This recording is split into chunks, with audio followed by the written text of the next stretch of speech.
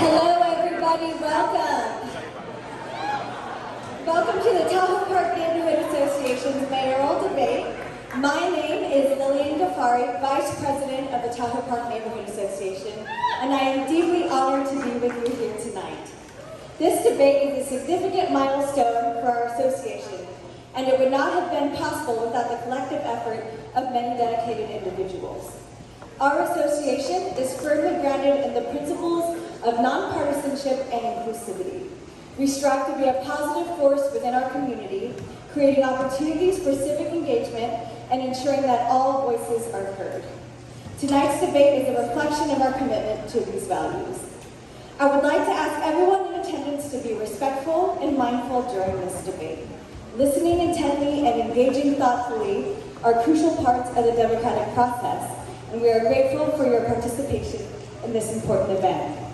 Without further ado, it's my pleasure to introduce the president of the Tahoe Park Neighborhood Association, Isaac Gonzalez, who will share a few words about our association's mission and the significance of tonight's event.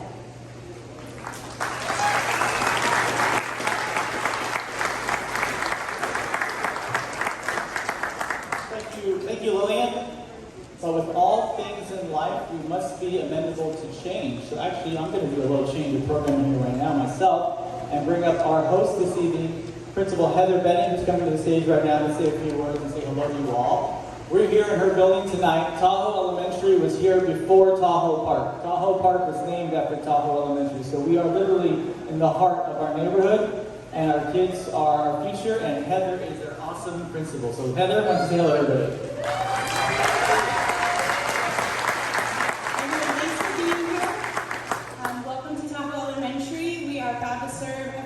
Community, and if you'd like to support our PTA, we have tons of lovely goodies in the back for sale. We take all forms of payment. Thanks for being here, and thanks for the continued support and collaboration that we have with Tahoe Park Neighborhood Association. We love our neighborhood, and we love all our families, and we welcome everyone. We'll have school tours in December and January if you're interested in learning more about our school. Thank you. I'm going to blame the heat. But Heather forgot to mention that they have a fantastic pancake breakfast in the spring. If you've ever attended, you know it's an awesome event. There's lots of vendors and food and music, and I definitely recommend that you check it out later on this spring. It is a sight to behold. Well, I want to welcome you all back again here to Tahoe Park. Those of you from near and far away, we're delighted to have you here for our second event during this election cycle concerning the race for the mayor of Sacramento. Last January, we hosted for you a forum with 4 candidates. Tonight, we're excited to be holding a debate between our final 2 remaining candidates. And I want to extend my gratitude to all those who attended our previous event in January, and in particular, those of you who completed our evaluation forms afterwards. Your feedback that you gave had a significant impact on tonight's program, and I assure you, tonight will be much shorter than we were in January. Now, you're all braving the heat, and I actually wrote that down. You're all braving the heat here tonight to listen to these 2 individuals who seek to lead our city for the next 4 years. And after tonight, you're going to return to your homes, and in the coming months, you're going to make an important decision. Which candidate do you believe is best suited to hold this position? The Tahoe Park Neighborhood Association has been in existence for over 30 years, and we take our role in the community very seriously. We aim to improve this neighborhood through a variety of activities such as tonight's debate, and we meet right here every 4 months to discuss ways to make Tahoe Park a better place. In fact, our next meeting is this Monday at 6 p.m. in this campus, and in between our in-person meetings, we gather virtually, allowing a wider audience to participate through Zoom and Facebook Live. While many organizations struggled during the pandemic, our association pivoted to that virtual format, and we've grown stronger than ever. Our treasury has grown, our activities have expanded. I believe that our impact on the community has really deepened. And I can tell you, as the longest serving current board member of this association, I joined in 2011, 13 years ago. Over the years, we've always had well-intended and passionate members, many of whom I see here today. Larry, hi Larry. But I can confidently say today that the group we have right now is the most effective and joyful board members that I've ever had the pleasure of serving with. These are the individuals that have not only brought their visions to life, but have made this community a better place for everyone who works, lives, and plays here. So if you're a neighborhood association board member, can you please raise your hand or volunteer with the board member? Thank these people for all their hard work. 100% volunteers, people. Now, our association is not exclusive. It's open to anyone who wishes to join. And right now, we are interested in people considering to apply for a board position. Our next board election is in November, with this election. We're going to begin accepting applications for board members at our next meeting on Monday. I encourage anyone here tonight who feels that this event is worthwhile to consider joining our association and even becoming a board member. We can help you execute your vision of what you think would make our community better. We're 100% volunteer run. No one here tonight is being reimbursed for the efforts. Lily and I have been working on this debate for months, just as we did for the January event. She started it. And we do it all for free because we believe it's the right thing to do. We believe that this work creates the neighborhood we want to live in. And if you share in that belief, I want to help you shape the neighborhood into the way you want it to be to live in. I can tell you that the Neighborhood Association is a place for you. But while I have you here tonight, captive audience, I want to take a few moments to share some exciting upcoming events that are well worth your attention. First up, on Friday, September 27th, we're going to be hosting the second to last food truck event for the year in Tahoe Park at 5 to 8 p.m. It's a fantastic time to come enjoy good food and company. I see many of you here all the time. And to make it even more special, starting at dusk, Councilmember Eric Guerra's office will be holding its Movie in the Park event for the year, featuring the 2024 family-friendly film, If, which is all about imaginary friends. So bring your blankets, gather your family and friends, and come enjoy a fun movie night under the stars with us. And then the next day, we are having at Talek Village, we're hosting the Breathe Right Expo 2024. This event is going to be packed with exciting activities. SMUD's going to be there with electric cars you can try out. The Sacramento Area Bicycle Advocates will have electric bikes for you to try. Our friends at Social are going to be having free crafts for the kids and all of our community partners. And this is a 100% free event. And if you participate, you get free food too. So this is thanks to our friends at Breathe California, Tahoe Construction, and also Cars 2000, our sponsors right there. So I want to say thank you to them. Please join us for that. And then on October 25th, our final food truck event of the year, the much anticipated Spooktacular. This is last year at Tahoe Park. Yeah, if you've been there before, you know. And thanks to our friends at the Sacramento Lowrider Commission and other community partners, this event attracts thousands of people every year. We have the trunk or treat, we have a costume contest. It's a great way to kick off Halloween. So come on down October 25th. We want to see you, and we want to have some spooky fun with you. And last but not least, you got this flyer all your seats. This is very important, folks. We are doing something for the very first time, we've never done this before, a virtual auction. We're calling it Dollars for Scholars. It goes through Tuesday night. 100% of the proceeds from this are going to go to the Tahoe Park Neighborhood Association Scholarship Fund.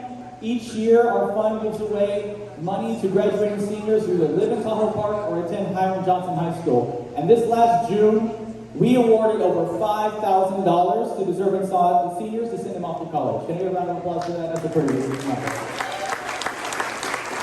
I personally review every single application, and I can tell you that every single person who applied deserved 10 times as much as we were able to give them. The students come from challenging backgrounds. They overcome adversity to pursue their education. Many are the first in their family to attend college. Many are non-native English speakers who had to learn English while excelling academically, working part-time jobs. They are amazing. And over the past 18 years, we've given over $80,000 away. But we can't do that without you, without your donations, with your support. So that's where Dollars for Scholars come in. We got some really awesome items, all generously donated by our neighbors and our local makers at the Makers Mart. And the best item on there, personally, is lunch with me at the Sutter Club. It's currently going for $65. You and your best friend can come with me for lunch at the Sutter Club, and it'll be a lot of fun. So bid now, bid a lot, bid often. Two housekeeping items. One, if you need to go to the bathroom, it's out that door to the right and the right. And two, if you see somebody who's looking a little peckish and tired, maybe they want to sit down for a while and you don't feel that way, maybe you give them your seat for a little while and we can all be really neighborly, okay? Before we get started with the debate, we have two very short presentations. One for Measure D, that's Chris Ralston from Sac City, and then we'll have one about the library. So with no further ado, from Sacramento City Unified School District, Chris Ralston.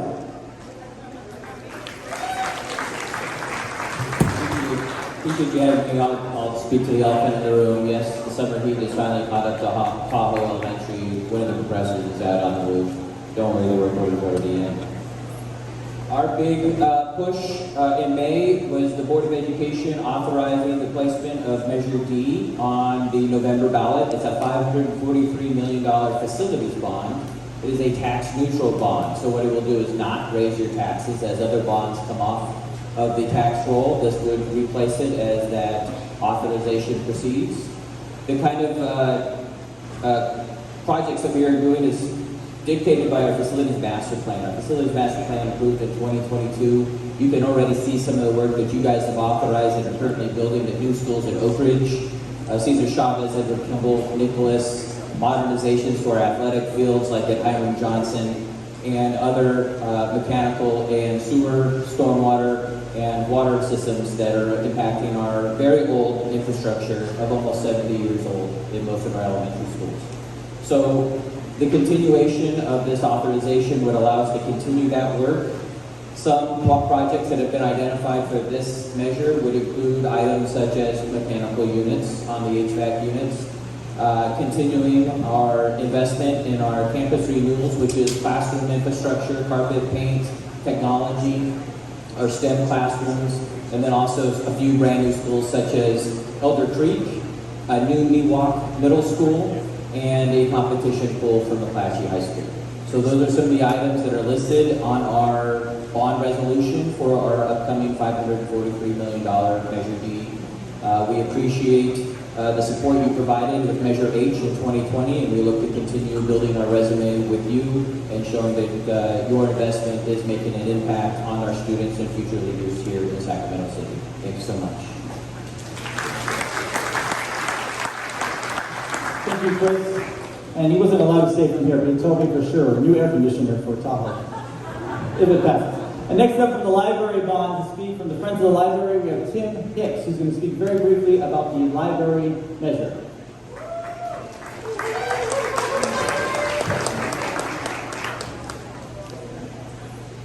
Thank you.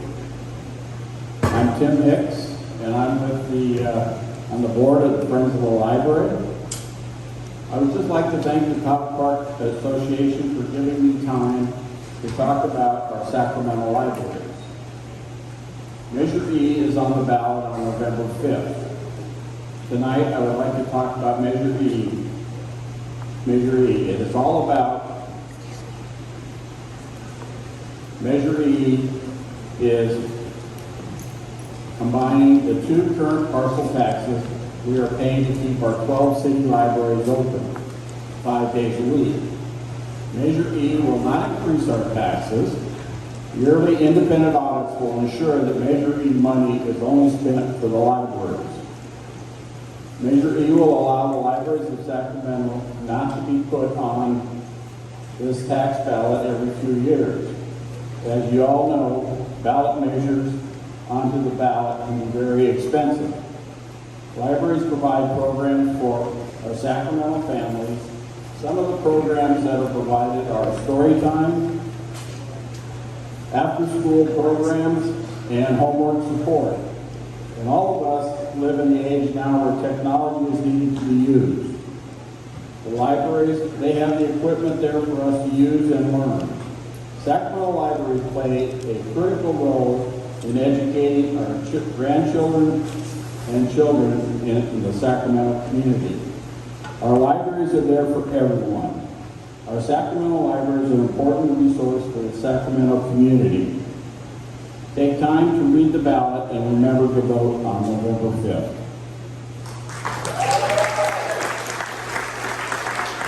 Thank you, Tim, and Chris, for that information. Hope you all make an informed decision this November. With no further ado, we're going to start a debate now. I'm going to introduce you now our moderators, Rob Westmeyer and Lloyd Levine.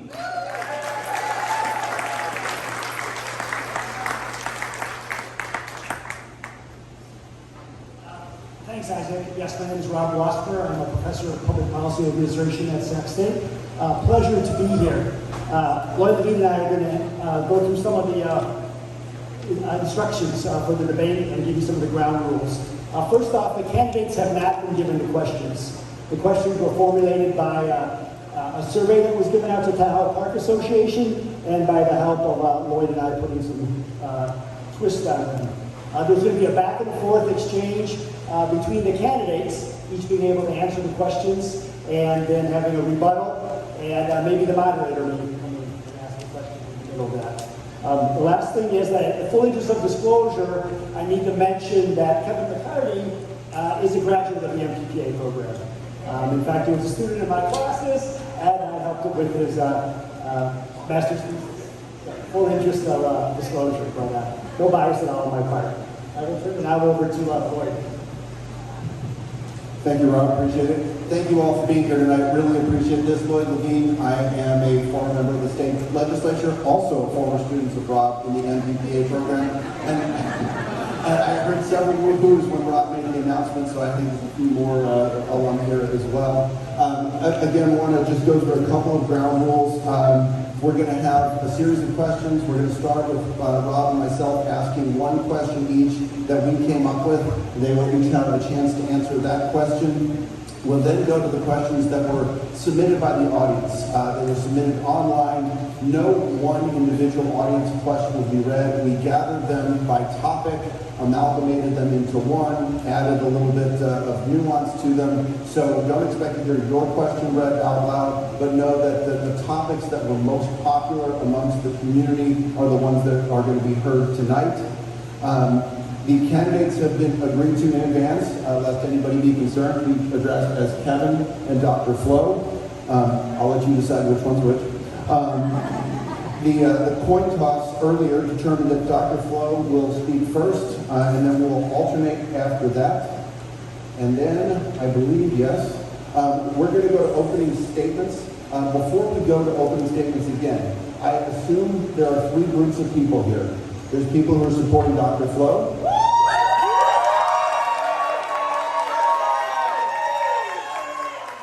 There's people who are supporting Kevin. And there's people who have yet to make up their mind and want to hear from the candidates. I again ask that you be respectful. These are both members of our community. They live in our community. They walk in our community. They're serving us. They're putting themselves on the line and should not be subject to boos and derision. We hope that they are here to share their ideas, and we encourage you to support them, but do so respectfully, please. There's enough divisiveness in politics these days. Let's not please bring it to the local level.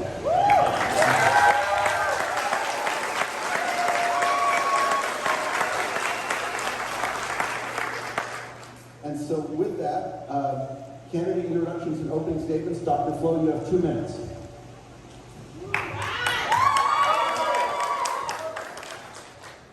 Good evening, and thank you so much to the Tahoe Park Neighborhood Association and to Tahoe Elementary for hosting us. My name is Dr. Flo Kofer, and I'm running for mayor of Sacramento. And I am the daughter of 2 public school teachers and a public health professional. Sacramento is an amazing place to live, and that's why I chose it as my home 20 years ago. From the tight-knit communities like Tahoe Park and my own just south of here in Talon Village, to the wonderful food from every corner of the world that you can find at places like Broadway and Stockton, to the events like Chalk It Up that we had this past weekend. It's more than just the kings that make us Sacramento proud. And yet, we also have some challenges to our well-being and our health. And among those challenges are the fact that we are leading the nation in housing unaffordability and homelessness, and not in the way Sacramentans like to, with cutting-edge policy. We have young people who are wondering every day if, despite living in a place where their families are and that they love, if there's a bright future for them. And so we need to make Sacramento a place that works for all of us. Sacramento needs leadership that respects us, that listens to us, that partners with us, and that has a vision for the future. And I am a public health professional who has done so much of this at the national, state, and local level. I help to make sure that birth control is included with no copay after the Affordable Care Act is passed. I have lowered the infant mortality rate in the state of California by 14% by working with our now Surgeon General. And I also have served at the local level on our Measure U Committee, our Climate Advisory Committee, and our Active Transportation Commission, making sure that we as a city have our voices heard. I also have executive leadership experience, having set goals employees like our city manager and our city clerk and our city attorney. And so what I know is that together we can address our housing crisis. We can have effective and efficient public safety. We can certainly together make sure that people here can afford to live here and can ensure their well-being. Thank you.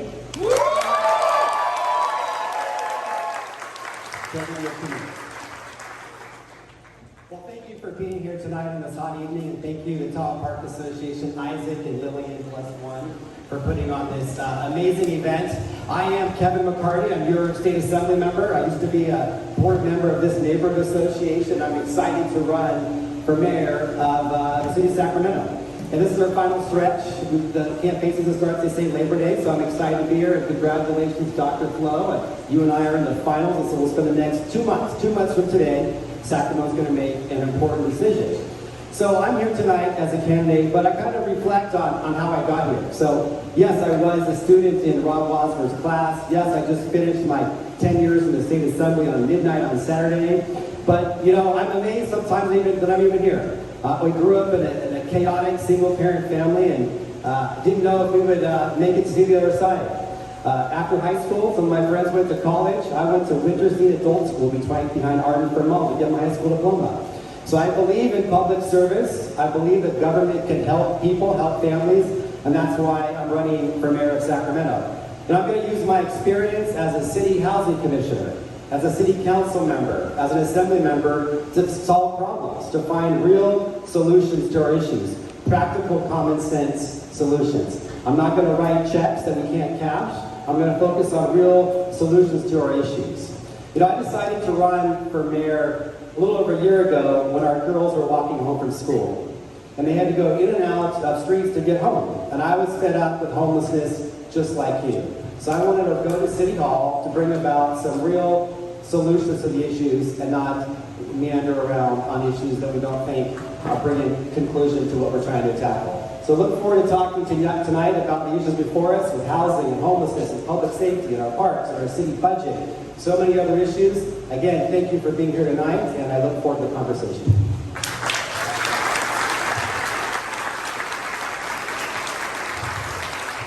Thank you both, appreciate that. For the first question tonight, we want to ask you about the office of mayor, the responsibilities, the power, and the effectiveness of the office. Before we ask you what you want to do, what you plan to do, and what you want to accomplish, we're going to ask you about how you see your ability to get that done. The Sacramento City Charter spells out the duties of mayor, and the duties are not numerous. I want to specifically call out two of those. First, the charter stipulates that the mayor is elected citywide. As such, the candidates campaign throughout the entire city to all of the residents. Inherent in that process, they express their policy and programmatic goals for the city, much as you will do tonight to the audience here. And implicit in that, the voters expect you to deliver on those goals and objectives. When you say, as mayor, I will do X, they expect that you will do that. Simply put, the voters you campaign to expect you, as their mayor, to solve their problems. Which brings me to the second part of the charter.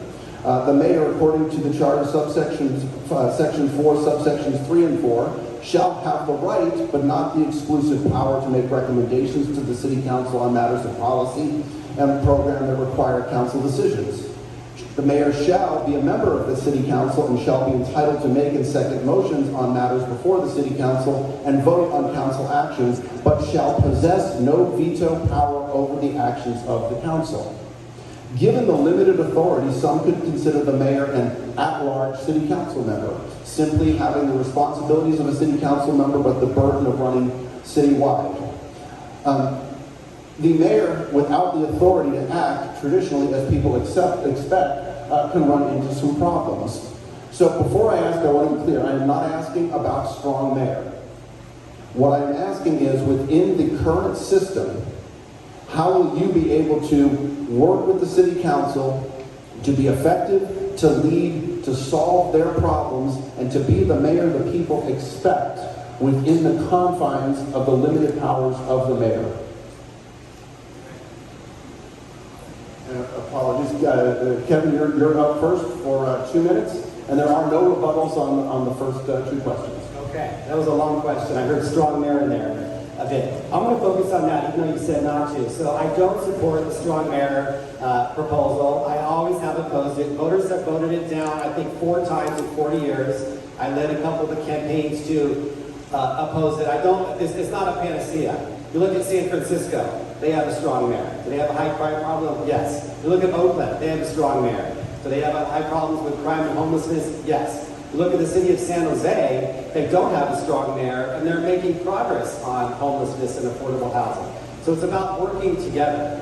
And also when you bring about the strong mayor ideas, I think you're more prone to corruption and having people put their thumb on the scale. I like having the city council districts be able to go to their council member, go to Councilmember Garrett, and they'll have the same weight as anybody else, and the mayor gets more democracy for neighborhoods and opportunity for the people's voices to be heard. So the big picture of your question is how will we work within these confines? And I'll focus, as I always have, first and foremost, I know how the system works because I served there for 10 years as a council member. And it's a team sport being a council member. You can't just show up and be I'm king or queen and lead the day. You have to work with others. So that's what I have always done. Working with our county partners with the county board of supervisors, working with our state partners in the legislature, working with our congressional partners, but most importantly, working with our city council members and being able to count to 5 to be effective. And yes, we do have a city manager form of government. We need to make sure that we focus on our priorities aligned with what the city manager is pushing out. Because we are the leaders of the city, we set policy, we hire a city manager to implement that policy. So in my experience and work as an elected leader, I've always focused on the adage that if you want to go fast, you go by yourself. If you want to go far, you go with others. You go together. So that's the approach that I'll bring to the mayor's office and work with our partners, our council members, to bring about solutions to our issues.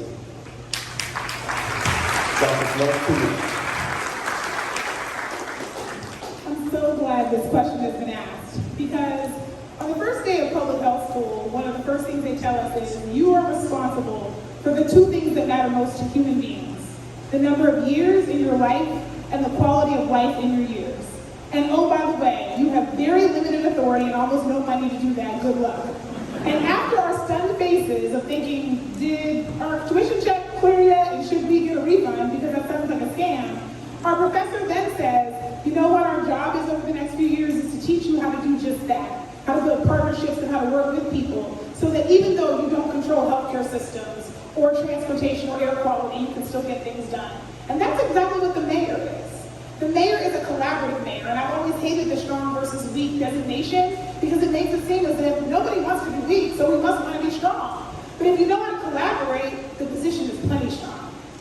The goal here really is to work with everybody on the council and see what I see are their strengths. I see 8 people who are uniquely positioned to help us get things done.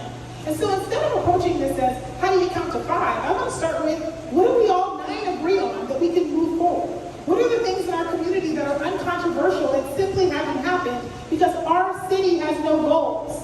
When I first became chair of the Measure U committee, I sat down with Lainey Milstein, our assistant city manager, and I said, okay, let's figure out how Measure U fits in.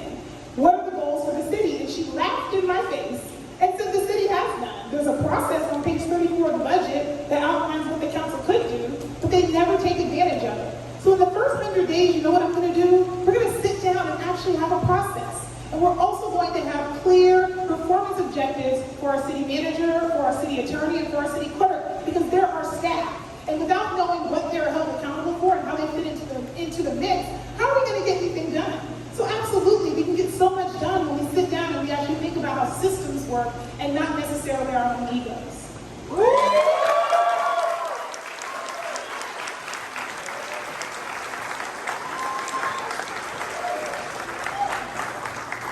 Thank you, Dr. Flo and Kevin.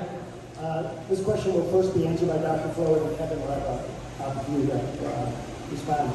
As an economist, which my wife is my students regret that statement, but I think a lot about choices, right? And the necessity of prioritization within limited resources and living within those resources. I want to ask you a question that requires you to say. In the earlier primary debate featuring 2 additional candidates, Moderators asked the candidates to name the 3 most important public policy issues facing the state. I was supposed to be there, but unfortunately, COVID prevented me, but I listened to it on YouTube. And what I heard was basically all 4 of the candidates saying the same 3 things, right, in one way or another. I now want you to be more specific.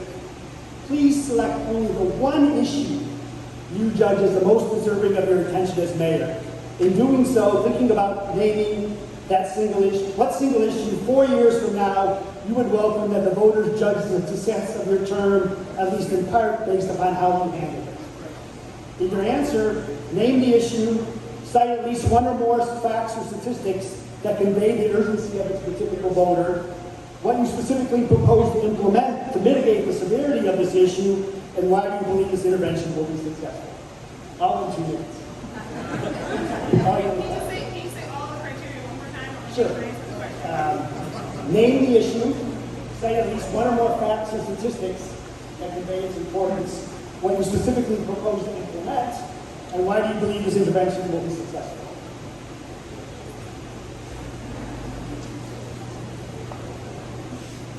When I think about the city of Sacramento, I think about what I hear at every door, and our campaign has knocked 35,000 doors down, and it is the issue of homelessness. It's the issue of housing in this community. And so what we know is that we have thousands of people sleeping on our streets. Or in my instance, just a few weeks ago, I woke up to someone sleeping in my backyard. And so I know that's a challenge for us because we have to have a place for people to go. And so I want to make sure that we answer that question. That we are working together to make sure our neighborhood associations and our business improvement districts and our county and our city are all in the boat, rowing together in the same direction, achieving goals. So step 1 will be, we will set some goals to be able to address those thousands of people on the street. Specifically 2, I'd like to, by the end of my term as mayor, have none of the people who are constantly cycling in and out of our emergency departments, our jails, and our frequent targets for calls of service. I'd like to get them into permanent housing. And I'd like to also get the 1,500 kids and families with kids who are sleeping on our streets into permanent housing as well. And I know together we can do that because this is a community that collaborates. But I also want to make sure that we have something immediate for everyone. And Portland, Oregon has done just that with Safe Rest Villages. They have created places, outdoor spaces, where people can come and have their basic needs met, so that when we see someone in a place that they can't stay permanently, we don't just sweep them along from your house to your neighbor's house, but we actually have a place for them to go to be able to charge their cell phones, to be able to use the restroom, to be able to do laundry, to be able to do the things that are necessary. And they were able to do it with $16 million of ARPA funds, and I know that we have the ability to be able to take the dollars that have been allocated for housing and homelessness and achieve those 3 goals, that we work together in concert with all of the people in this region working on this issue.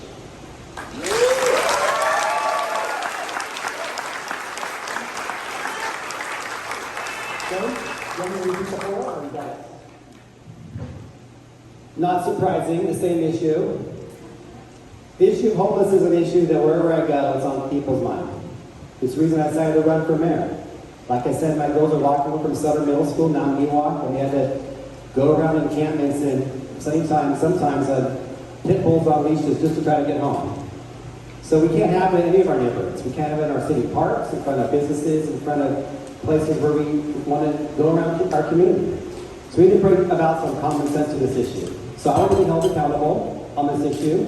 I want to, first of all, don't make matters worse, make things better. So the first thing we're going to do is enforce the no camping ban. Supreme Court just came out and says that cities can enforce no camping. And the governor just came out and says that they're going to start clearing under freeways. Sacramento's been lax on enforcing no camping. So homeless individuals have a lot of challenges. They know what's up. If the other cities are saying no camping, if we're not enforcing no camping, we're going to have a worse problem.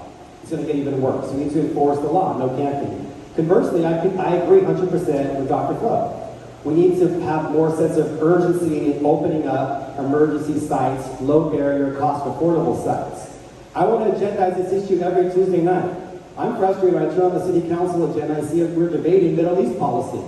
The people are interested in that. They're interested in the issues before our neighborhoods, focusing on what we can do to open up more sites. The one fact that I'll use is 25 million. Remember this. In the budget 2 years and 2 months ago, I got our local government, the county, $25 million to get homeless off the parkway. Well, finally on this Tuesday, they're going to spend that money. 2 years, 2 months, and 2 weeks later.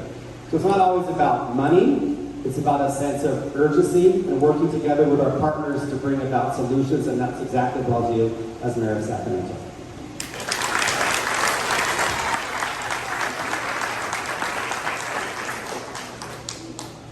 Okay, we're going to continue with that theme of homelessness and drill down a little deeper.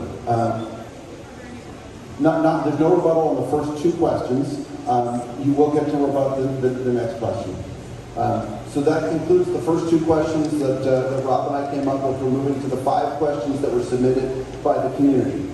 So homelessness is and has become a traumatic and dramatic humanitarian crisis in our city, impacting not only businesses and residents, but the homeless themselves, often forgotten in the discussion of homelessness. The prevalence of homelessness can deter people from shopping in certain areas and can contribute to issues such as drug use and theft in neighborhoods. Before we go to the specifics of the question, I like to give a little context, as you probably understood from my first question. Let's agree. Homelessness is a statewide crisis, not just a Sacramento crisis, and the current situation is not acceptable. Whatever your policy solutions, the current situation is not acceptable to anyone. It isn't humane to allow economically disenfranchised, mentally ill, and drug-dependent individuals to continue to sleep in doorways, under bridges, along the parkway, and the myriad other places they go for lack of viable alternatives. Yet, so far within the city, there seems to be 2 irreconcilable positions regarding solving homelessness. Voters want, and you hear this from both voters and council members, they want their council members and mayors to solve the homelessness problem. I want you to solve the homelessness problem. At the same time, you hear the voters demand that their council members protect our neighborhood. Well, when you hear those 2 things, essentially what they're saying is solve the homelessness crisis, but solve it somewhere else. The short term is NIMBY, not in my backyard. The residents of the city at large are crying out for a strategy to deal with homelessness, but it seems like the 2 irreconcilable positions have allowed status quo to pervade. So with that, how do we provide meaningful solutions in a city that doesn't have a surplus of vacant lands where we can build facilities?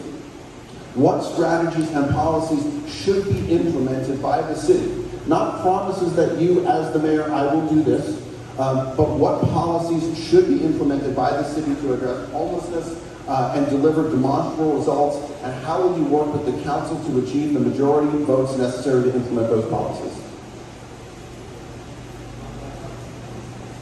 Yeah, one of us is an economist, the other is a politician. One of us has long questions, the other has short ones. Sorry about that. Kevin, you have the first response for 2 minutes.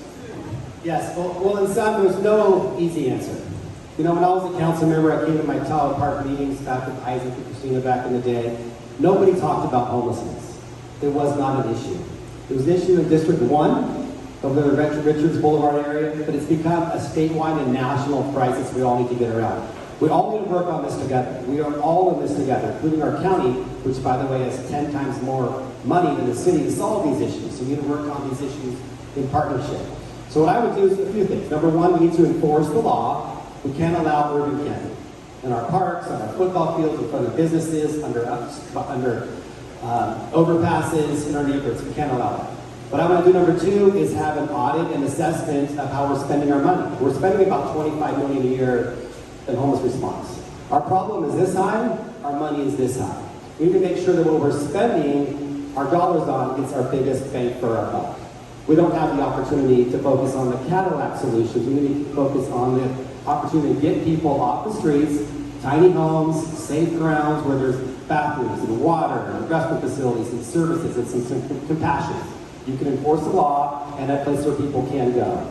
Again, we need to partner with the county to maximize resources. We also need to focus on behavioral health issues. Not all homeless are mentally ill, not all mentally ill are homeless. There's a strong correlation with people on the streets and mental health and addiction. I do think that some people need to have coerced treatment. I support the laws that we passed in the legislature this past year, and I have the ballot that you voted on, Prop 1, to have Sacramento have behavioral health facilities to move people from the streets to services. And that's going to take some effort. And I'm 100% supportive of that, and it should be all across Sacramento, not just in selected neighborhoods. Again, I want to agendize this every week. I don't want to agendize trivial issues. Too often we sweep this stuff under the rug. We need to have this on the agenda every Tuesday night. Focus on the uncomfortable to make sure we solve our issues. Lastly, we need to build more housing. We have an affordable housing crisis. I hope that's the second question later on in the debate, because housing has a key issue in the issue of affordability and homelessness in the first place.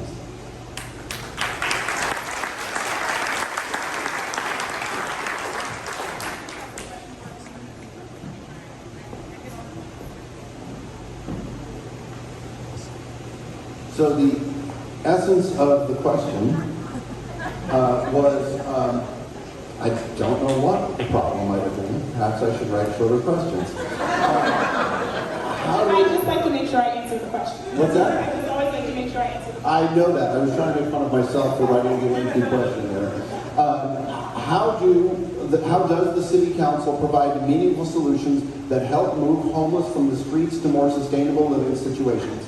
What strategies and policies do you believe should be implemented by the city to address the crisis and deliver demonstrable results? And how would you work with the council to achieve the majority necessary to implement policies? The nice thing about answering this question is that every single council member knows this is a priority, so we don't have to have that fight. In fact, we're all in agreement, and that's why we start with the 9 votes in favor of this being our priority. What we now have to come up with is where. And that question was given to the city manager last year, the idea of where these are going to be. And so I reached out to him to find out exactly what's going on. And right now, there are these 6 sites that have already been identified and that are being vetted for feasibility. So let's start with going to communities and having the conversation. Because in the preamble, you're absolutely right. The challenge has been that nobody wants to feel like they're being put upon. Nobody wants to have something that they don't quite understand suddenly pop up in their neighborhood. That scares us all. That is a normal, natural human reaction. But there are things that we all care about, and I know because in Sacramento, 30,000 people wake up every Thanksgiving morning to do Run to Feed the Hungry to support the food bank. We are not a community that does not care. And if people take the time to respect us and engage us meaningfully, we will be partners in this solution. Our business improvement districts already are. Our neighborhood associations already are. The challenge is we are not coordinating what we're doing. So we have far more than $25 million that's being allocated if we sum up what everybody is doing independently. And we actually come up with a goal together that we can all work toward. I mentioned earlier the safe rest villages. That's been done in Oregon. And you know what it does? It allows community members to be part of the decision of what happens and where. It actually allows for you to be able to work together on solving an issue that every single person names as their #1 issue. So we don't have to agendize this every week. We need to set a priority, have some plans, and be updating ourselves regularly on where we are and where we need to go. And so I have these available. My team can pass them out so you can actually see what safe rest villages look like. Because this is not an untested proposal. It's a very feasible one that we can implement right now to make sure people have a place to go and that we're not just sweeping the problem from door to door.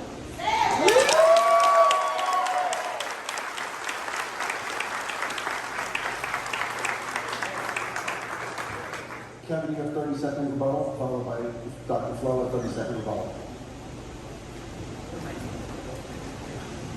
You know, we concur on a lot of this, and we need to make tough decisions. You know, some people in neighborhoods would like all the homeless to go to South Sacramento. Some parts say, oh, let's go to North Sacramento. We're all in this together.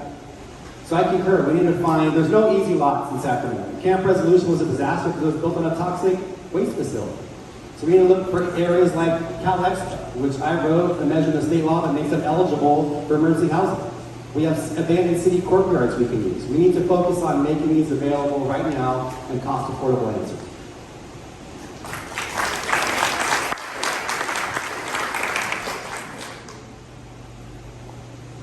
A few things are true. Cal Expo does not want to be the site of all of the homelessness in the city of Sacramento. And so we have to work with partners to be able to have solutions. And Camp Resolution was not a problem because of where it was a problem because we never sat down and respected the people there and showed up as a city to actually be good partners from the outset. And so the trust continues to devolve unfortunate outcome. We can do so much better on these issues by using a public health approach to be able to bring people together to be part of the solutions in our communities.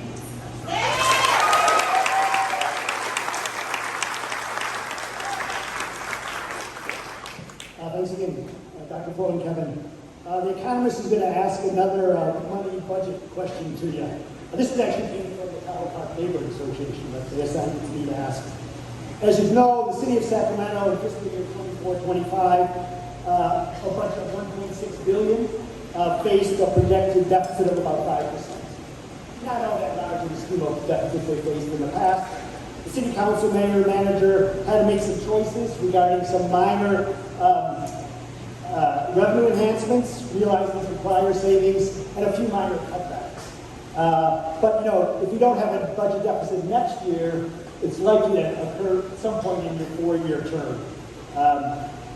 So what would you do to prioritize expenditure, right? If cuts had to be made, and or what additional revenues do you think are available as we face a future budget deficit? Especially to maintain essential services. I know the people in this audience are very concerned about local parks, and keeping them maintained. So how would you prioritize that? And can the city of Sacramento get by with its current revenue, or in your opinion, should it seek additional revenue sources? Dr. Flo, will you start first? The beauty of being in a city is that we have access to so many people. And so Strong Town Sacramento has already helped us to begin to answer this question, which is that we cannot budget year by year. When I was the Measure U chair, we knew about this fiscal cliff that we were going to fall off in 2024, back in 2019. And our committee repeatedly gave recommendations to say, here's what we can do to stop this, that were not taken up by the council. So there are opportunities for cost savings for sure. In a $1.7 billion budget, there are always ways to be able to improve efficiencies without even having to cut any services, and so we need to start there. But secondly, we do need to be thinking about how do we spend in ways that set us up for a bright future? How do we spend in ways that don't allow Rio City Cafe to have to shut down, which limits our tax revenue from the city when we were their landlord, but we have $1 billion in deferred maintenance, so we couldn't keep their porch open in order to be able to save their business. That's an example of us being penny wise and pound foolish. Right this week, we missed out on $10 million in Caltrans dollars because we didn't invest $1 million to make sure we had the match. And that was to secure some of these intersections where people are killed and severely injured. Did you know we've had more of those incidents this year than we've had shootings? Why wasn't that a priority of our budget? So when we sit down to think about how we're going to spend dollars, we have to think about that. But we also need to talk about maximizing revenue, so thank you for asking that. You know, for the longest time, we've been worried about downtown and the businesses downtown. And instead of coming up with a bright vision for the future, we kept trying to drag state workers back into the office against our climate goals. Well, I had a conversation with Dr. Luke Wood about what would happen if we brought a Sac State residential campus downtown, which only requires 2 signatures from DGS. And now you have young people downtown solving a multi-decade issue, which is if downtown goes to sleep at 3 o'clock. Young people wake up at 2. Problem solved. We're now downtown, spending money, using transit-oriented housing, and we're at the peak.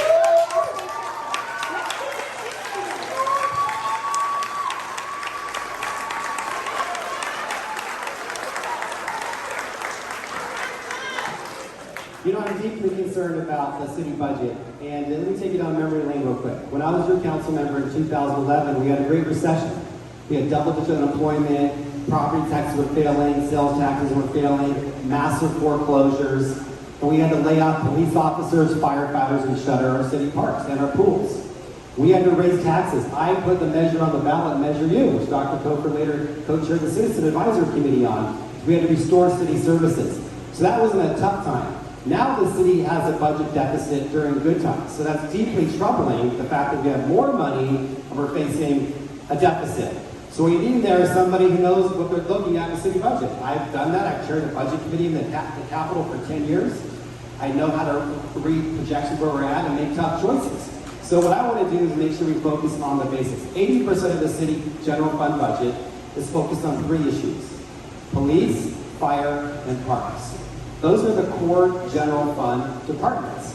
We need to make sure that we prioritize those departments and make sure we don't make cuts. We need to look at the budget and look and see where we're spending money on other areas that really aren't our top priorities. City residents say all the time they want to focus on our core city departments, and that's what I'll do. I won't cut police funding, I won't cut parks funding, I won't cut fire funding. We need to look for other ways, other efficiencies to do that. I don't think we can raise taxes. The voters just rejected that this past March. We need to look for ways how we can grow our economy. I concur. I'm working with Dr. Wood on the same issue, how we can bring Sac State and UC to campus downtown to bring life. I also think we need to look at those things. We need to think about growing our economy. That's how you get more money in the city budget, by growing our economy. I'm focused on bringing more development back to the core of those underutilized state buildings, like the EDD building, where there's 1,000 units underway right now to be built. I also want to reform our building department so we can bring in more construction to build more affordable housing and have more development here in our city so we can grow our economy. Lastly, I support this effort just around this corner here to grow Aggie Square, one of the biggest projects in Northern California to create jobs right here in Sacramento.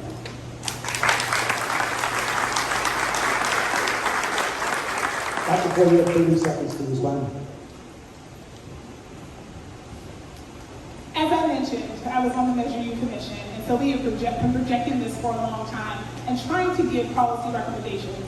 And I appreciate Assemblymember McCarty and his work, but he's also been in positions of power to do something about this while these problems are being worse. And so I have questions about why we haven't already gotten some of these things done and why the $25 million went to the county for homelessness, but then went 2 years without spending when the county has had historical problems spending dollars. Why couldn't a timeline and some accountability have been put in there so we could address these urgent issues urgently because they are priorities?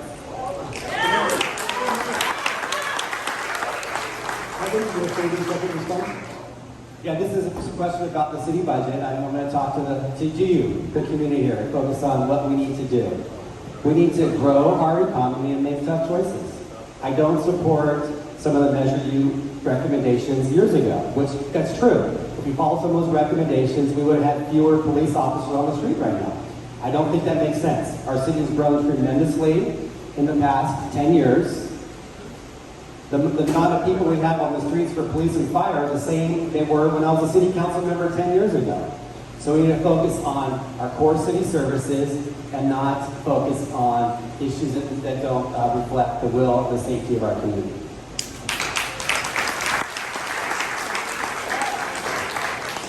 Well, the next question builds on that and deals with public safety, downtown and policing. Downtown, as we all know, is the gravitational center not just of the city, but of the entire region. Between the state capitol, the convention center, Safe Credit Union, the Performing Arts Center, Old Sacramento, and many others, people come from all parts of the city, the county, and the region to attend events, dine, shop, and have a fun time downtown. Yet many people feel unsafe. Last year we had a mass shooting on K Street. Earlier this year, the wife of the head of the Downtown Partnership was attacked by a homeless woman, and in May there was a stabbing in Old Town at 9:30 at night, not late by anybody's stretch of the imagination. This goes straight to the heart of quality of life and the vitality of the downtown core and the viability of small businesses. Law enforcement officers are frequently dispatched to respond to calls related to homelessness, and this sparks a debate that we've all heard about whether this is the most effective use of police resources. So the question to the candidates is, what role do you believe the police should play in addressing homelessness-related complaints or requests for service? How do you envision working with the police department? Do you plan on a collaborative approach, or do you believe a systemic shift in law enforcement's role in society is necessary? And holistically, how can you make the city or make the people and feel more comfortable going downtown again? And we have Kevin for 2 minutes. I counted 11 issues to address there, Dr. Wood. Yes. The first and foremost is when I talk to businesses about expanding or locating downtown, they focus on issues we're talking about here today. You know, safe neighborhoods, homelessness, public safety. So we need to address those issues. You know, this past year I was chairing the Public Safety Committee at the Capitol, modernizing our accountability laws to hold repeat offenders and retail theft and drug abuse accountable. And mayors came up to me left and right, and they said there's only so much we can do in our cities unless we address what's happening at the state level. So that is happening. We're focusing that, bringing about some more balance to our public safety laws. So I think that's key. One, I support properly funding our police department. I vehemently oppose some of the cuts and shifting money from public safety. Like I said, we have fewer officers today than we did when I was on the city council in 2014. And we have way more people. So that's not an appropriate allocation of our resources. On the key issue that you mentioned, yeah, I don't think that police should be responding to ask homeless people to leave their encampments or their tents. But let's face it, many times when people get called about a homeless individual, you get called yourself, it's not that they're homeless, they have some type of a mental breakdown.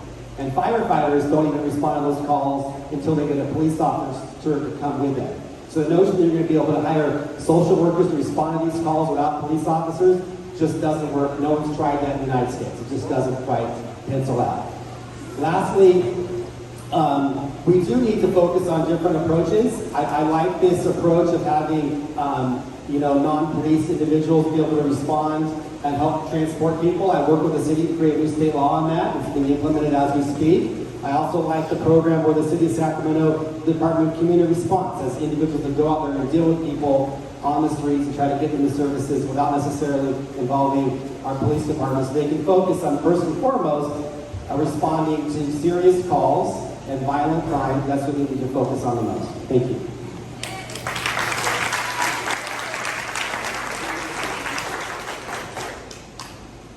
I experience safety a little different than the gentleman I'm sharing the stage with. And so for that reason, I think about it a little differently too.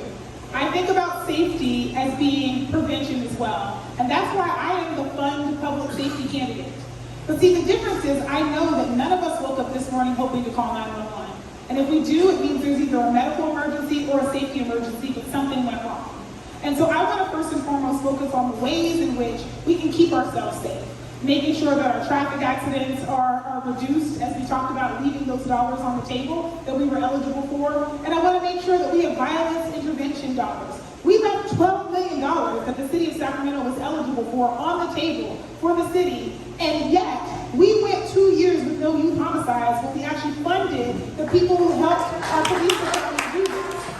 If you don't want to hear it from me, which I understand, it comes with baggage, listen to former Chief Hahn. Listen to the LAPD. They have said that there are 28 call types that police do not want to respond to because they're not the right people. They have given us a list. That's the glue by listening to them.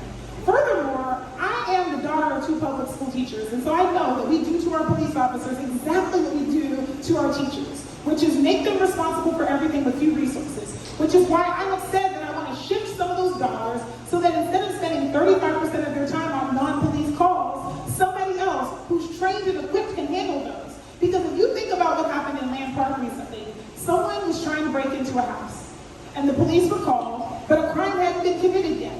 So they gave this person a trespassing ticket and said if they come back, we'll arrest them. I don't know about you, but I don't want to be told, wait until they get to your house before we can help. That was a moment where our Department of Community Response could have come and provided services. Something is going on with that person that they're trying to get in your house. And I'd rather you actually experience safety than just do what we've always done, because we'll get what we've always gotten. We've spent $100 million on policing in the last 4 years, and nothing about this has improved. We've got to do something different and focus on public safety, not just emergency response.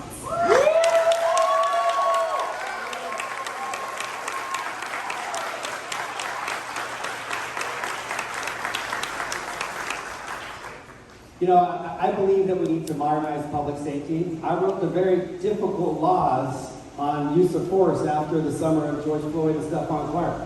But I believe you can hold police officers accountable and fully fund our police department. I read that same report. The LA Police Department did not ask to defund themselves. As a matter of fact, Karen Bass in this year's budget is asking for more money for police officers. So we need to be real. We need to focus on reality that we do have a problem here. We have fewer officers than we had 10 years ago. And we have more calls that are going unanswered. So we need to focus on our priorities. Thank you.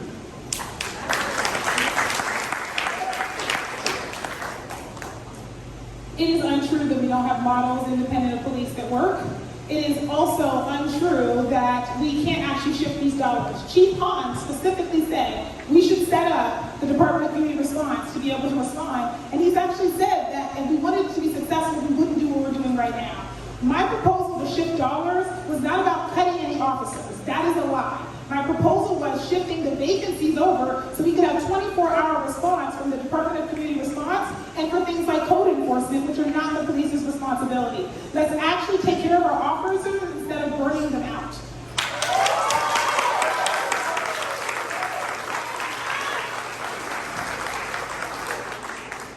Thank you, Dr. Floyd. Kevin, this is the fourth of 5 questions that are coming from the Landmark survey. I'm sorry, the Tahoe Park survey that was given. This one is also related to local business and the economy. Business operating in the city of Sacramento had a tough few years with COVID, with loss of employment at the state level, civil protests affecting downtown, both affecting revenues coming into the city that was already mentioned, and additional expenditures that had to be made to mitigate some of those issues. The city council themselves asked the voters to support a rather small increase in the business tax. It was only going to raise about $6 million total, but it was roundly rejected, a 2/3 majority, I believe, close to that. What measures are you thinking about implementing as a mayor to support local business economic activity, recovery and growth in this rather challenging environment that still continues? And if these measures cost money, which they very likely will, where would you propose these city dollars come from? New local revenues or reallocation from other city expenditures? And if, talk about the tax or the fee that you're going to put in place, or talk about where you're going to reallocate money from to help out local businesses. And Dr. Flores first. So yes, like 2/3 of you, I was opposed to the DOT because of the way it was structured. It put a lot of pressure on sole proprietors, even some who were bringing any revenue in, to spend out what was a really taxing amount of money. But at the time, our business community said they actually would be in favor of bringing it back. But going back to our public health principles, nobody consulted them. And so, see, I live by the adage of nothing about us without us. So I don't want to do things to you. What applies in sex applies in real life. Don't do things to people, do them with them. And so we should be doing things with people by making sure that they are a part of the decisions that we're making every day. When we did that to the business community, they rightly rejected it, and so did all of us. We said, this doesn't make sense, it's not good policy. And our policies should be things that have been vetted and we have an opportunity to be a part of with everyone in our city. So that's one of the ways that we can raise revenue. Another way we can raise revenue is to think about something that happens all the time, which is we put in Golden Run Arena. And every time I'm there at a Kings game and I see someone spending $17 on a Heineken, I think to myself, gosh, I wish they were spending that $17 on a Track 7 brew or an Oak Park brew, because then those dollars would be turning over in our community. Let's talk about the ways in which when we make investments, they're not just one-time investments. We're making it so that our dollars, we can play keep it in the air with our dollars. How many times did it bounce to different communities? That should be our economic development plan, and I want to work with people like Mike Jasso and others to make sure that happens. Because when we have a plan for maximizing revenue, we don't always have to have this conversation about cuts. See, my former mayor in Pittsburgh, Pennsylvania, where I grew up, came to visit Sacramento, and he said we have two choices. We can either manage towards a vision for the future, or we can manage Sacramento's decline. And I refuse to do the latter. We are going to manage towards a vision for Sacramento of what we can do together, because truly more is possible. And we have not taken advantage. We've left money on the table, and we've not taken advantage of opportunities that are right here, right for the picking.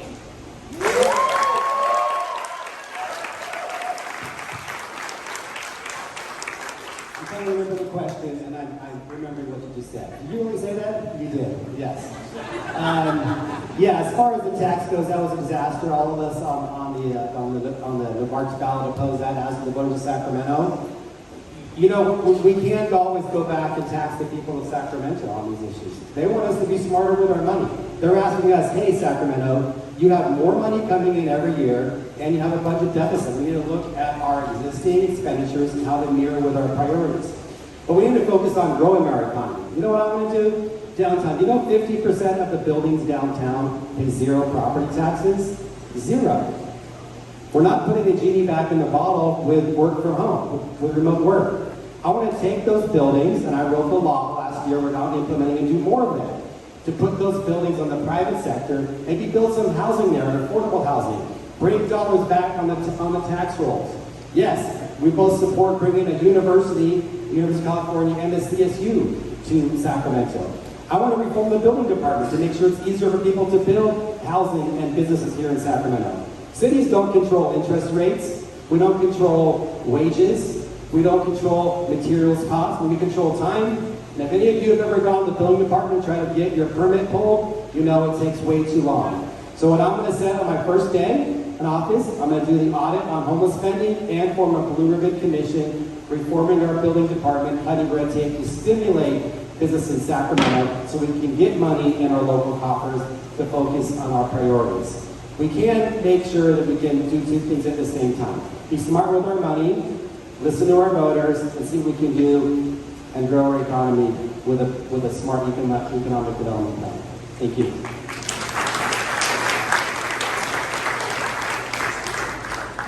I've been having conversations with our business community, and they absolutely are frustrated with the ways in which things work. Something takes a day to get approved, and some things you're waiting for a year to be approved. So we do need to streamline that. But there are some other creative ways. What if we took the joint buying power of the city, and maybe even the county, and said, let's lock in some materials costs in advance. So we're not out negotiating project by project to be able to get materials. If your project gets approved, you can buy it at this rate, so at least that's a fixed cost. There's some creative ways that we can be better partners without having to fund things ourselves, just setting things up and thinking about the ways in which we can be a good convener, and that's one of the roles the city of Sacramento should take.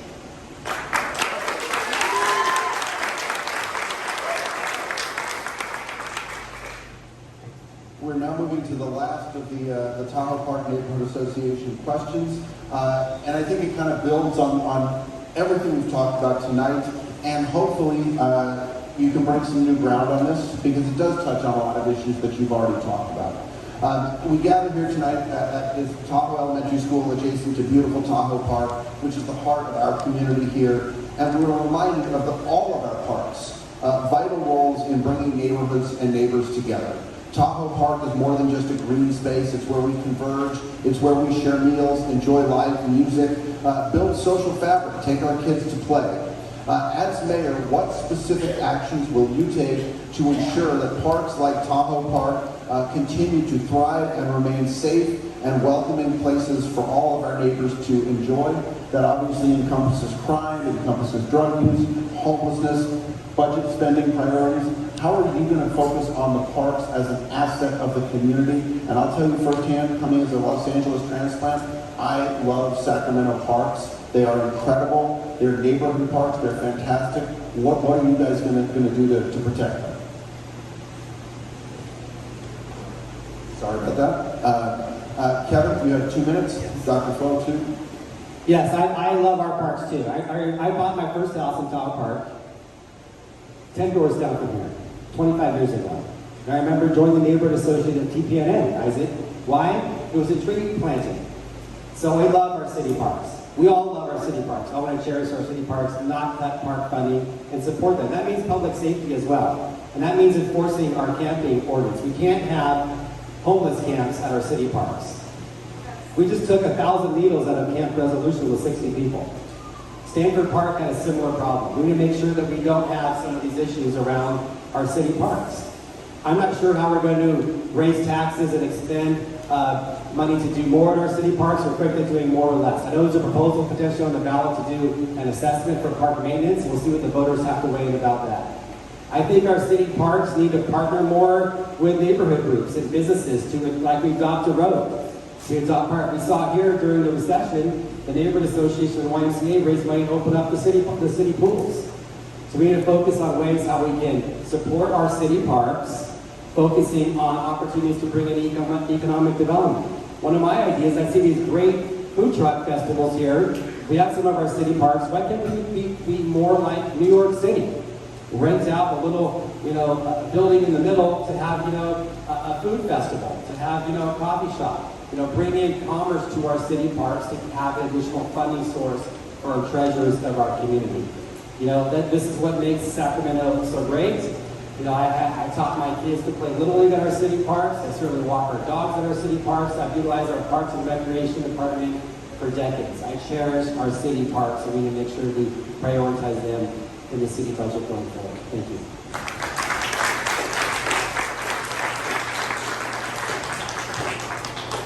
Parks are an essential part of our community, and they are part of what keeps us healthy.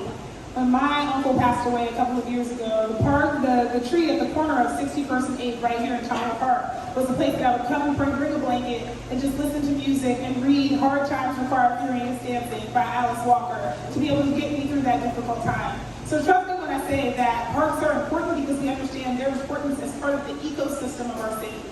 And so part of what we want to do is think about how we're reusing our parks right now.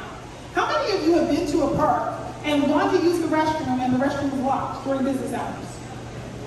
How many of you at home have a thing where you can remotely open your door? Couldn't the city of Sacramento put something like that in so we could make sure that our doors are open when somebody is coming to use the restroom during daytime hours? We need to be thinking about how we invest in making sure our parks are accessible so that when families are coming, they're not having the experience of not being able to use the restroom and having to go back home or not wanting to use the park because it's not there. Some of the solutions that we need to think about are the design of our space. We see trash sometimes around because we don't put any trash cans out. And so we need more of that throughout our city. We need to think about some of the small things that we can do to really bolster our parks. And we also need to make sure that we listen to our parks commissioners. We have a couple of them in the room tonight who have been pushing the city to be able to say, here are things we can do to add programming, to add volunteers, and to take better care of our parks. And once again, what's the moral of the story? We ignore the people who show up to help us as a city, and we need to stop doing that. Because we have a lot of people power in this city, and people get frustrated and walk away when their time is not respected and when they're not treated as partners. So I want to make sure that we listen to our Parks Commission, and I want to make sure that we prioritize investments that don't allow us to do what we did with the deferred maintenance on our buildings and accrue $1 billion and then have to shut parks down. Let's have a plan for how we're going to be in a better position in the future than we are right now and spend accordingly.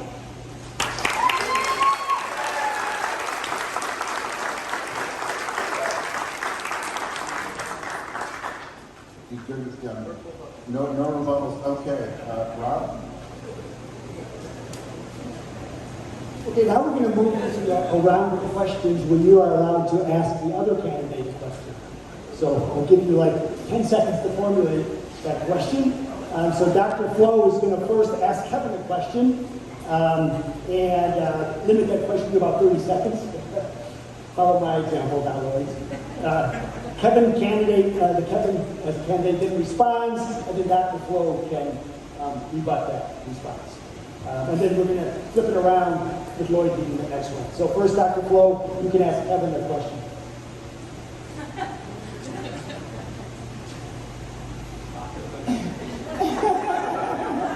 So in the primary, of course, I had the pleasure of running against people that I had previously voted for, and that was a unique experience. And I know when you called me in June, you talked about your grandmother who had run for office before, and I really appreciated you, just reaching out to me as that other statesperson. So I was really surprised to hear recently that you've been at the door telling people really misleading things about me and my campaign. And so I'm curious to know why. Why has that been happening? Why am I hearing back from people that you're telling people, you're talking about me and not your vision for Sacramento, and that you're saying things that aren't actually true?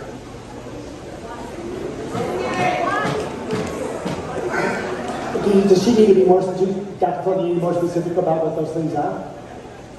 My position on public safety, my position on homelessness, that I'm a radical. I mean, there have been some things that you said to people that really misrepresent who I am as a person, and I've worked with your office in the legislature. Like, we have a relationship, and you, like I said, you congratulated me, and I think you know from your grandmother running what that meant to her, and I guess I'm really surprised that that's been happening, because when I'm at the door, I'm talking about the vision for Sacramento, and I only mention you if somebody asks who I'm running against. Kevin, you have 1 minute to respond. Okay. Well, next time I'll bring my little phone I can record what we're saying. But I don't say anything, Dr. Flo, that you haven't said at a forum I read in the newspaper. A lot of voters ask me about homelessness and enforcing encampments in city parks. And they asked, what have you said about city parks? And I remember one of our forums, you say that we should use underutilized city parks as homeless safe routes. And I said, I don't support that idea. And And that, I think, is what you said multiple times in the debate. Others have asked me about public safety funding, and yes, you have advocated for shifting money from our police department on multiple occasions, including here tonight. So I'm not saying anything that is nefarious that I wouldn't say directly to you. And frankly, everything I'm saying is stuff that I read about in our newspapers, our forums, I've heard you say at our public forums. And I think you're a tremendous individual making a difference in my hometown. We have similar values. You have a lot of passion, I have passion. We just have a couple differences in policy, and that's what I think debates are about, and campaigns are about, to talk to the electorate as far as our differences of opinion. Dr. Ford, you have 30 seconds to respond. I appreciate that. I also think it's important to be accurate because underutilized parks are basically just parcels with brown grass that nobody's using. And so when you're saying things to people like, I want to put people in the parks shooting up drugs next to your kids, that's not, like, people send me emails with what you said. And so I'm really disappointed that that's what's happening because I'm not out here talking about you, and I think that the voters deserve to hear our vision for Sacramento and to hear it accurately. And you're the elder statesperson here. I'm the first-time candidate, and I'm the first Black woman to run for mayor of Sacramento. And I'm expecting a different tenor from this race. I'm talking to voters every day, just like you. Rebuttal? No. No. Although, maybe, no. No, so we're going to have the same rules. Kevin, I'm going to give you 10 seconds while I, chat for a moment here. You get to ask Dr. Flo a question. Again, limited to 30 seconds. I can write it for you if you want. Dr. Flo, you'll have, that was a joke about the length of my questions. Apparently it wasn't. My wife tells me if I have to say it was a joke, it's not funny. Kevin, you have about 30 seconds to ask the question. Dr. Flo, you'll have 1 minute to respond, and then Kevin, a 30-second rebuttal. Are you ready? Yeah. I'm going to ask you, Dr. Flo, a question that I ask everybody at my meet and greets. We focus an hour on party heavy issues.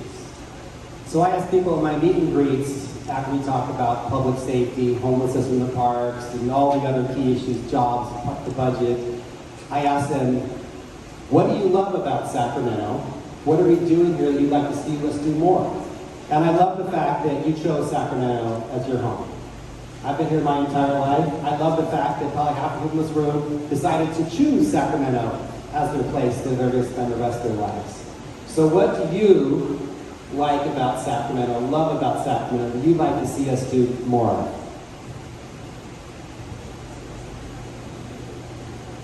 I love that Sacramento is a place where we have so many unique events, and that every week you can go and do something else. I've learned more about this running for mayor, about events that I didn't even know were happening in Sacramento, and people show up, whether it's Chalk It Up this past weekend or Porch Fest. We do really cool things here that I want to see us build upon. I love our creative economy. The big earrings that I wear are from a local artist, Ebony London, who's actually from the city, right? And she makes these gorgeous art pieces because she says, why see art when you can be art? And I love that. I love that Sacramento has its own flavor and that this is a place that, has kind of a spunk. We're not a diet version of the Bay Area or LA. We're big Sacramento. And so I love the energy that we bring to things. I love that we have Run to Feed the Hungry and my family on the East Coast really thinks we're weird for doing that, and that 30,000 of us do it. It's the largest turkey trot in the country. And so I think those unique things about the character of Sacramento, from our diverse trees to our diverse people, are what make this place so incredibly special.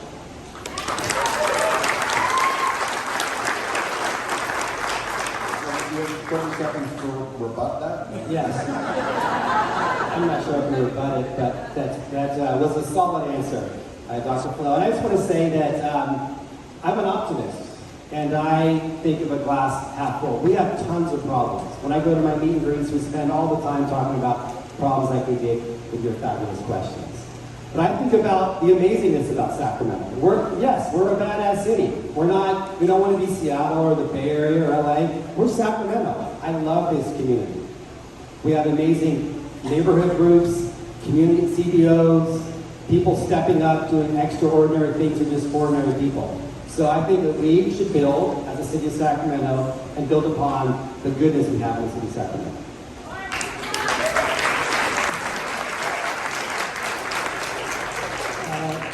Thank you for that lively exchange. We were given the opportunity, Lloyd and I, to maybe formulate a question during the debate. I put one in my pocket because I'm sure Lloyd and Kevin both know, and others know, that I'm very interested in affordable housing.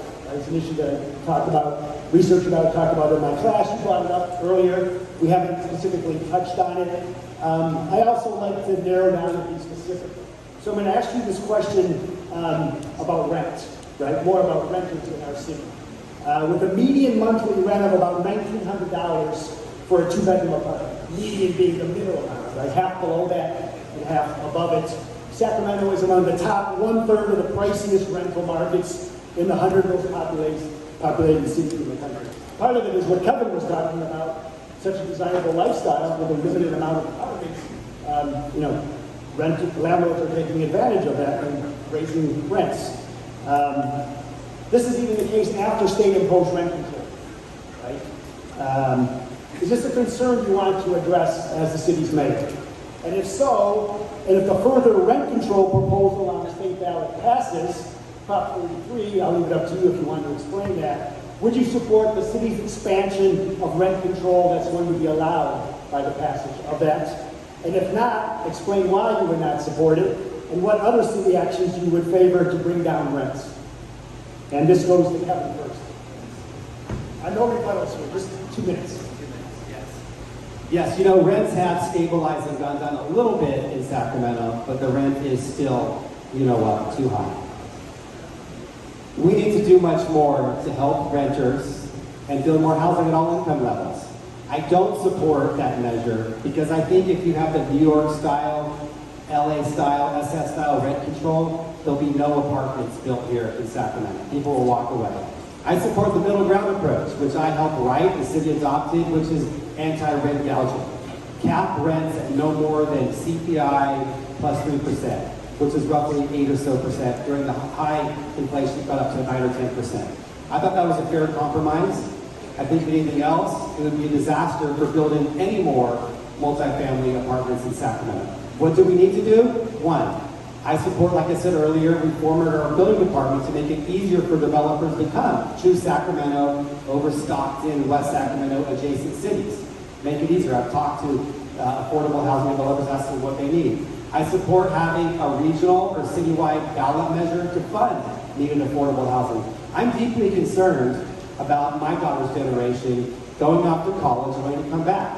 They may go to college in Arizona or somewhere else, Utah, and Colorado. Hope it's here in California to get into our UC system. They're so exclusive.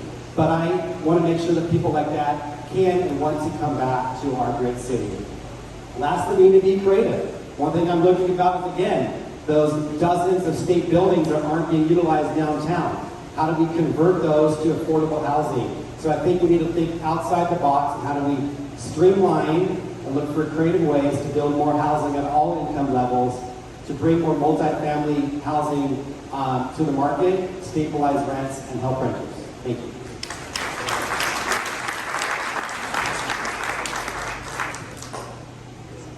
The challenge with the housing crisis is not just one thing. And so when we talk about rent stabilization and rent control, we have to think about the big picture. The big picture is that the fastest growing demographic of people who are becoming unhoused are seniors. And the reason for that is because at some point, even if the rents are stabilized, if they go up too high, they exceed your income, especially if you're not able to increase your income. And so there is a point at which we are going to reach the max and people are going to be outside on our streets. And we lived for many years in a city where the adage was true that for every one person that we rehoused, 3 people were losing their housing.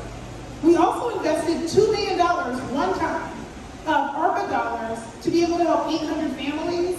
And when we looked 18 months later, about 770 of them were still in their housing. So we recognize the importance of being able to fill in those gaps.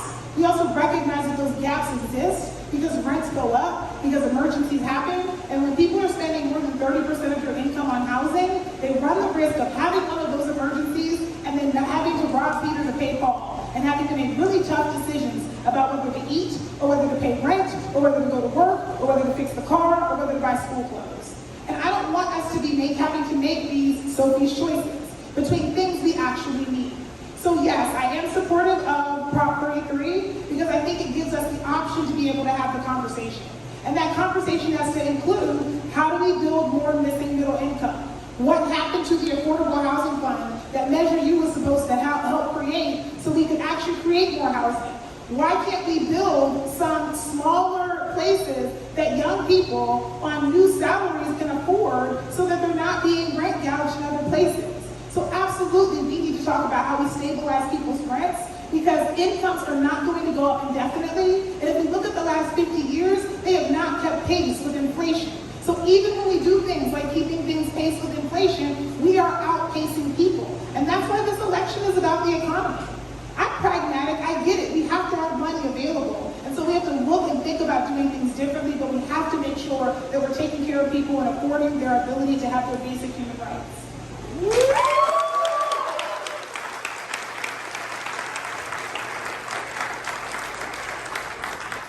We're now going to go to closing remarks from the candidates. Since Dr. Flo, you just spoke, we're actually going to invert the order. Kevin, you have 2 minutes for your closing arguments, and then Dr. Flo, 2 minutes, and then we'll just say a couple of quick thank yous and goodbyes and the candidates.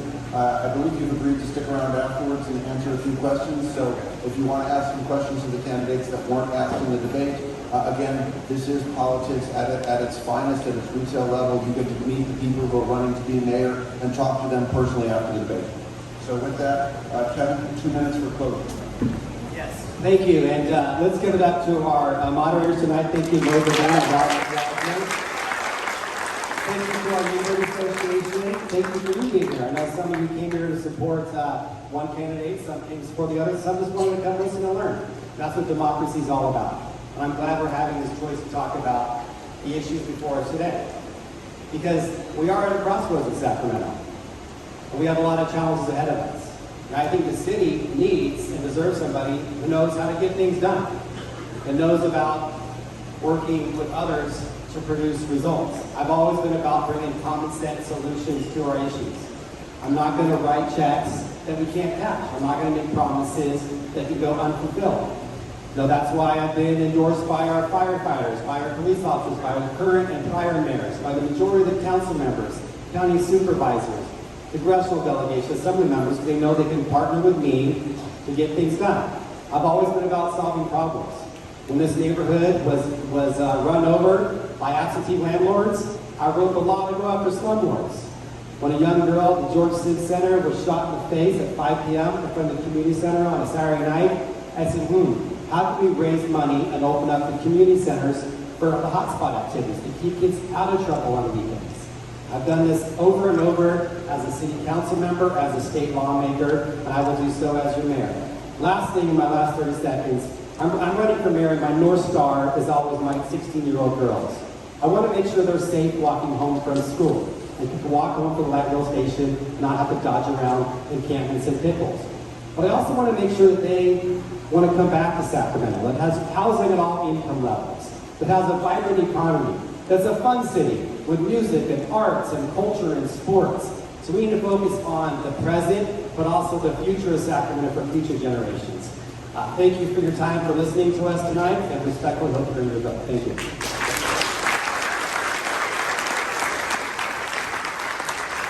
Dr. 2 minutes. I'm running for mayor of Sacramento because I know that the decisions that our city council makes every single week are a matter of life and death. Because I live at the corner of our inaction. See, at the corner of my street, there was a young woman who went to West Campus High School. And she was advocating for a light because she said that that corner was unsafe. And unfortunately, she lost her life at that corner, a corner I turn on every single day. And so now there is a light there. But she should not have had to give her life in order for our city to work. I want Sacramento to be a city that works. I want us to look and see that 17% of our roadways are responsible for 84% of the places where people are killed or severely injured, and say, we have a solution for that and we're not going to wait for someone else to get hurt. I want you to hear from me where I stand on things. Yes, I do think we should use underutilized parcels, which include brown patches of grass that conveniently are sometimes called parks, to make sure that we address the #1 issue in Sacramento and create safe rest villages. Yes, I'd like to use every available resource to address your #1 issue. I'm not leaving anything off the table because I don't trust you to be smart enough to understand that a safe rest village is different from an encampment that popped up with nothing there to support it. I do believe that we should shift money away from our police department to other parts of public safety, but I do not believe that we have to do that by cutting officers. We can shift resources. More of their budget is just, there's more in their budget than just their salaries.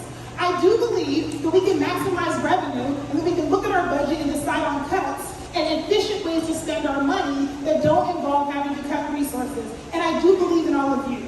I believe that together, when we are actually able to have a conversation and you're a part of the decision, that we will make better decisions. So yes, if we want to go fast, go alone, but if we want to go far, go together. And so that's why we are running for mayor, because we should be running this city together, because we should be a part of these decisions. And I invite you to go to flowformayor.com, learn more about our campaign, and please join us, because this is about the vision and the future of Sacramento.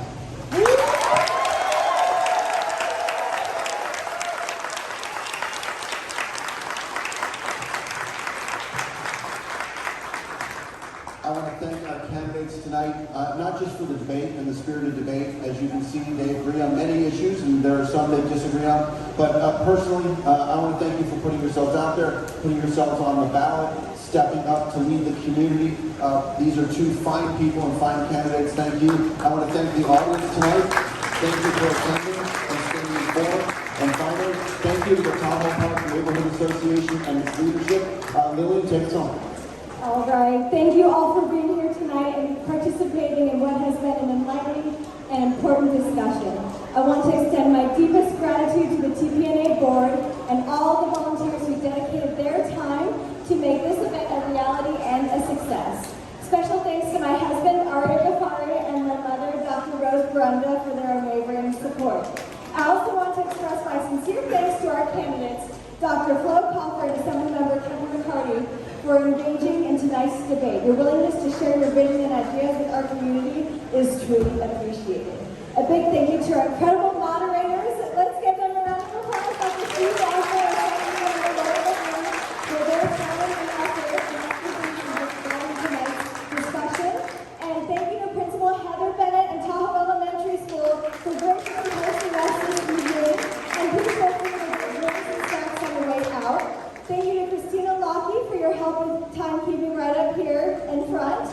And I would like to acknowledge our TPNA President, Isaac Gonzalez, for co-chairing this effort with me. Your leadership has been invaluable. Lastly, I want to thank all of you, our community members, for joining us tonight. Your engagement is what makes events like this meaningful and impactful. We hope tonight has provided you with valuable insights as you make your decisions in the upcoming election. Have a wonderful night. Thanks again.